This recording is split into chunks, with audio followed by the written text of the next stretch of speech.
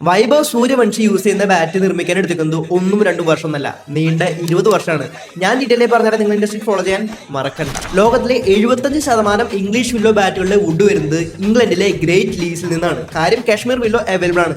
എന്നാലും English willow വുഡുകൾ കൂടുതൽ lighter ആയിരിക്കും, സ്ട്രോങ് ആയിരിക്കും, ബെറ്റർ സ്ട്രോക്ക് കിട്ടും. ഈ ഒരു ഇംഗ്ലീഷ് വില്ലോ ബാറ്റിന് വേണ്ടിയുള്ള വുഡ് അല്ലെങ്കിൽ ട്രീ എന്ന് പറയാം, അത് ഫുള്ളി ഗ്രോൺ സ്റ്റേജിലേക്ക് എത്താൻ എടുക്കുന്നത് 15 മുതൽ 20 വർഷമാണ്. മരത്തിന്റെ സർക്കംഫറൻസ് 1.4 മീറ്റർ എത്തുമ്പോൾ അവർ ഇതിനെ മുറിച്ചു മാറ്റി അതിനെ റൗണ്ട് ലോഗ്സിലേക്ക് കൺവേർട്ട് ചെയ്തെടുക്കും. പിന്നീട് അതേ ലോഗ്സ് വെഡ്ജസ് യൂസ് ചെയ്തുകൊണ്ട് സ്പ്ലിറ്റ് ചെയ്തെടുക്കുന്നു, ക്ലെഫ്റ്റ് ആക്കി മാറ്റുന്നു. ഈ വെഡ്ജസ് യൂസ് ചെയ്യുന്നത് മരത്തിന്റെ നാച്ചുറൽ ഫൈബേഴ്സിനെ ഡിസ്റ്റർബ് ചെയ്യാണ്ടിരിക്കാനാണ്. ഒരു ഫുള്ളി ഗ്രോൺ ഇംഗ്ലീഷ് വില്ലോ വുഡിൽ നിന്ന് ലഭിക്കുന്നത് ഓൾമോസ്റ്റ് 40 ക്ലെഫ്റ്റുകളാണ്. അതിനർത്ഥം 40 ക്രിക്കറ്റ് ബാറ്റുകൾ. കാര്യങ്ങൾ ഇവിടെ തീരുന്നില്ല.